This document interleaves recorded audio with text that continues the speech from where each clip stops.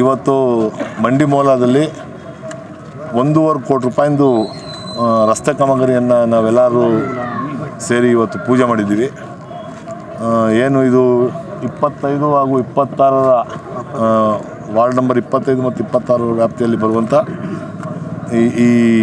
ಇದಕ್ಕೆ 5 ಕೋಟಿ ರೂಪಾಯಿಯಷ್ಟು ಅನುದಾನವನ್ನು ಮೈನಾರಿಟಿ ಗ್ರ್ಯಾಂಟಿಂದ ನಾವು ಬಿಡುಗಡೆ ಮಾಡಿಸಿದ್ವಿ.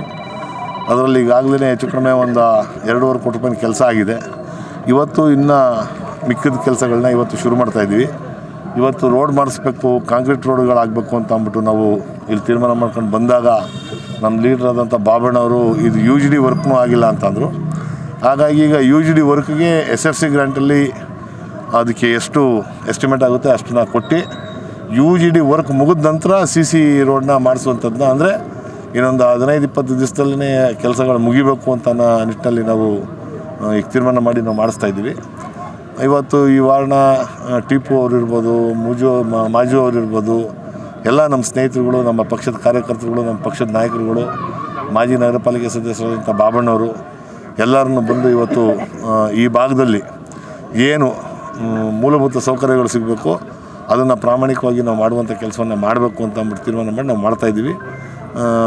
ಮಂಡಿ ಮೌಲಾಗೆ ವಿಶೇಷವಾಗಿ ಈಗ SFC ಗ್ರ್ಯಾಂಟಲ್ಲಿ ಮುಂದಿನ ತಿಂಗಳು ಹೆಚ್ಚು ಕಡಿಮೆ ಒಂದು 7ರಿಂದ 7.5 ಕೋಟಿ ರೂಪಾಯಿ ಅಷ್ಟು ಗ್ರ್ಯಾಂಟ್ನ ಬರೀ ಮಂಡಿ ಮೌಲಾಗೆ, ಅಂದರೆ 25, 26, 24 ಅದು ಬರೋದು, ತಿಲಕ್ ನಗರ ಎಲ್ಲ 25, 26 ಇವೆರಡು ವಾರ್ಡ್ಗೆ 2 ವಾರ್ಡಿಂದ ಒಂದು 7.5 ಕೋಟಿ ರೂಪಾಯಿ ಅಷ್ಟು ಅನುದಾನವನ್ನು ಹಾಕಿ ಇಲ್ಲಿ ಏನೇನು ಮೂಲಭೂತ ಸೌಕರ್ಯಗಳು ಬೇಕು, UGD ಪ್ರಾಬ್ಲಮ್ ಇರ್ಬೋದು, ಕುಡಿಯೋ ನೀರಿನ ಸಮಸ್ಯೆಗಳಿರ್ಬೋದು, ಮತ್ತು ರಸ್ತೆಗಳು ಗುಂಡಿ ಬಿದ್ದಿರುವಂಥ ರಸ್ತೆಗಳನ್ನ ಹೊಸದಾಗಿ ರಸ್ತೆ ಮಾಡುವಂಥದ್ದು, ಇದೆಲ್ಲವನ್ನು ಮಾಡಬೇಕು ಅಂತ ಅಂದ್ಬಿಟ್ಟು ನಾವು ಈಗಾಗಲೇ ತೀರ್ಮಾನ ಕೈಗೊಂಡಿದ್ದೀವಿ. ನಾವು ಮಾಡ್ತೀವಿ.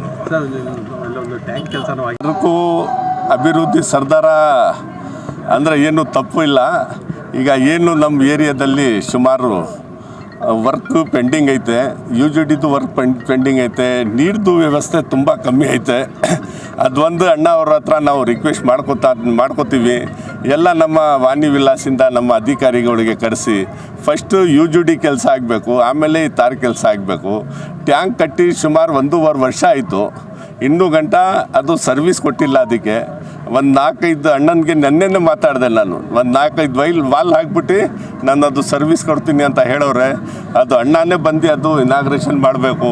ಆ ಟ್ಯಾಂಕ್ದು ಒಂದು ವ್ಯವಸ್ಥೆ ಆಗಿಬಿಟ್ರೆ ನಮ್ಮ ಏರಿಯಾ ಜನಕ್ಕೆ ಏನು ಒಂದು 25-30 ವರ್ಷದಿಂದ ನೀರಿಗೆ ಅಂತ ತುಂಬ ಕೊಡ್ತೈತೆ.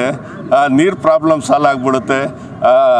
ಹರೀಶಣ್ಣ ನಮ್ಮ ಶಾಸಕರು ಅದು ಮಾಡಿಕೊಡ್ತಾರೆ ಅಂತ ನಮಗೆ ತುಂಬ ಭರವಸೆ ಐತೆ. ಆಮೇಲೆ ಇನ್ನೊಂದು, ಹರೀಶಣ್ಣ ನಮಗೇನು ಹೊಸ್ದಾಗೇ ಇಲ್ಲ. ಸುಮಾರು 30 ವರ್ಷದಿಂದ ನಾವು ಸ್ನೇಹಿತರು, ನಮ್ಮ ಆಪ್ತರು. ಅದರಲ್ಲಿ ನಮಗೆ ಕೆಲಸ ಆಗೇ ಆಗುತ್ತೆ ಅಂತ ನಾನು ತಾಳ್ಮೆಯಿಂದ ಇದ್ದೀನಿ. ಯಾಕೆ ಕೆಲಸ ಮಾಡೋರು ಎಲ್ಲ ಕಡೆ ಕೆಲಸ ಆಗೈತೆ. ಈಗ ಹೇಳಿದ್ರಲ್ಲ SFCಲಿ ಒಂದು ಏನು ಸುಮಾರು 6 ಕೋಟಿ 7 ಕೋಟಿ ಹಣ ಬಿಡುಗಡೆ ಈಗ ಮಾಡಿಸ್ತಾರೆ ಅಣ್ಣ. ಆ ದುಡ್ಡು ನಮ್ಮ 2-3 ವಾರ್ಡ್ಗೆ ಹಾಕ್ಸ್ತೀವಿ ಅಂತಲೂ ಭರವಸೆ ಕೊಟ್ಟವ್ರೆ. ಆವಾಗ ನಮ್ಮ ವಾರ್ಡನ್ನು ಚೆನ್ನಾಗೇ ಆಗುತ್ತೆ. ಜನಗಳಿಗೆ ಏನು ಎಷ್ಟು ತೊಂದರೆ ಐತೆ ಅಷ್ಟು ಒಂದು 90% ಪ್ರಾಬ್ಲಮ್ ಸಾಲ್ವ್ ಆಗುತ್ತೆ ಅಂತ ತಮ್ಮ ಎಲ್ಲ ಮುಂದೆ ಹೇಳೋಕ್ಕೆ ಇಷ್ಟಪಡ್ತೀನಿ ಸರ್.